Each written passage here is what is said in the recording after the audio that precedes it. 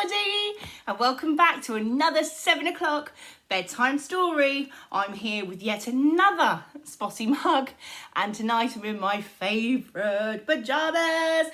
They are safari animal pyjamas, and I really love all the elephants that are on them, and they're so cosy too. I wonder if you're in your pyjamas already. What have you been doing today? Have you been keeping up to date with your schoolwork? Or maybe you've been finding another way to beat the boredom. I know I have. I've been making some cakes. Here they are, they're chocolate brownies. They actually taste better than they look. And inside them, I've put some mini eggs, courtesy of Ava, who got those for me last week. So I've put them inside my chocolate brownies, and I'm going to be eating that a little bit later. But before I do go and eat my chocolate brownie, I'm going to be reading a story, and you've been voting for it. Have you been keeping track to see which one has been in the lead? I'll give you a clue. It's a blue book. Ooh, did you see it? It's a blue book, and the main character in it is a baby. It is Baby Brains! There he is. I wonder where this baby is. He's on an adventure by the looks of it. It says on the back, I'm going to read the blurb today because I always seem to forget that part. It says, would you like to say hello to a new baby? He reads the paper. He mends the car and works as a doctor in the hospital. And everyone wants to meet this extraordinary Baby Brains. Oh, it sounds very good, doesn't it? I haven't read this one for a really long time. So get nice and comfy where you are to have a good listen. In the month...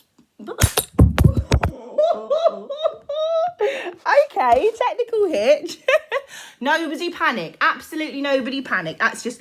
I won't pause it. We'll just leave that in. You can see...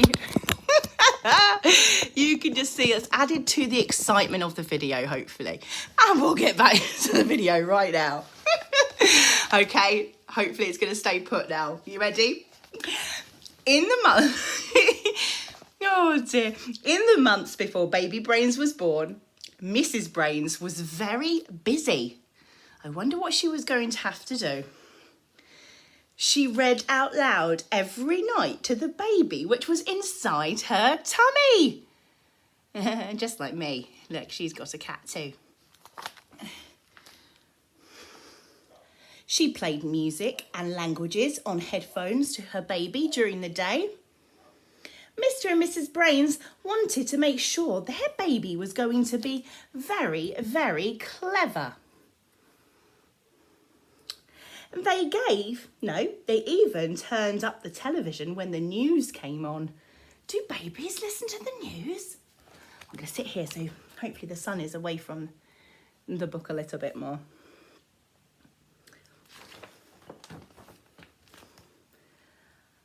Mr. and Mrs. Brains were very excited when their baby was born. It was a boy. Oh, there he is. Our very own Baby Brains, said Mr. Brains proudly. When they brought him home from the hospital, Mrs. Brains laid him down in a brand new cot. Sleep tight, Baby Brains, she whispered. Or maybe you can do that with me. Sleep tight, Baby Brains, she whispered. The next morning, Mrs. Brains went on her way to get her breakfast when she heard some strange noises in the living room. The end.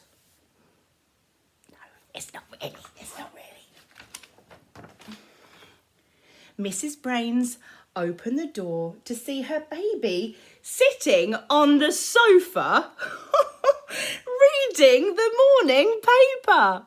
Oh my gosh, can babies read? Oh, Imogen, you've got a baby at home. Can your baby read the newspaper yet? By the afternoon, Baby Brains was helping to mend the car. We've certainly got a bright one here, said Mr. Brains. Can babies mend the car? Oh dear, looks like someone's been drawing on this book. That evening, Baby Brains spoke his first word. "I'd like to go to school tomorrow," he said.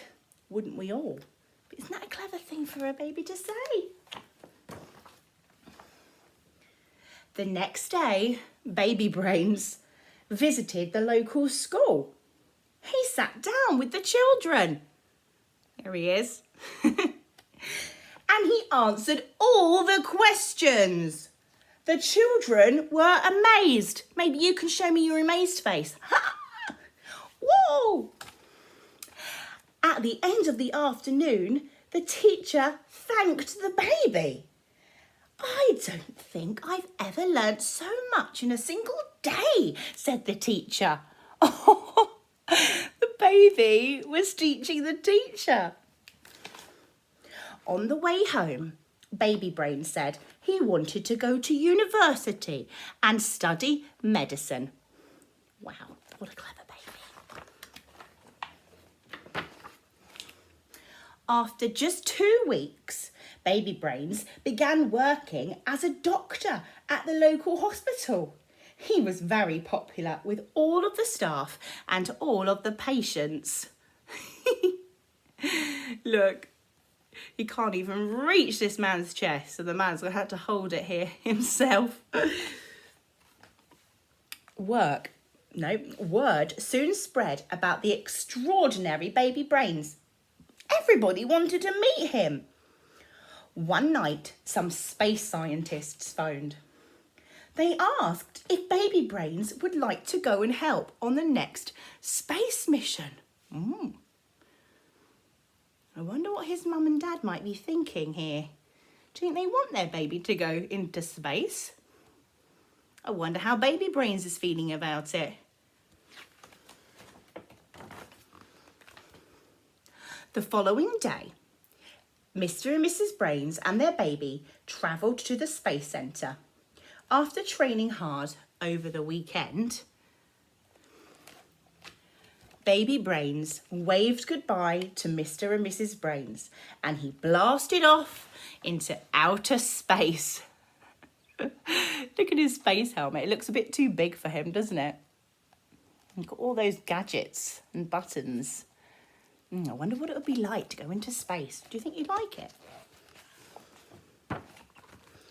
Everyone in the world held their breath as they watched Baby Brains take his first space walk. "Tell us, how do you feel on this special occasion?" radioed ground control. "Oh, do you think he's having a good time? Do you think he loves it in space?" Baby Brains looked up at the vast sky above him. He looked down at the starlit sky below him. He looked at the whole world in front of him and he mumbled something. Sorry, we can't quite hear you," radioed ground control. "Could you repeat that?" "I want my mummy," wailed Baby Brains. "That is enough," Mrs. Brains yelled to the space controller. "Bring my baby home right now." Baby Brains was flown home as quickly as possible. He had never felt so embarrassed. What does that mean, to be embarrassed?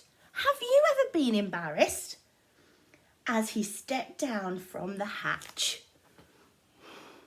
He's got rosy red cheeks. Sometimes you might have that if you're embarrassed.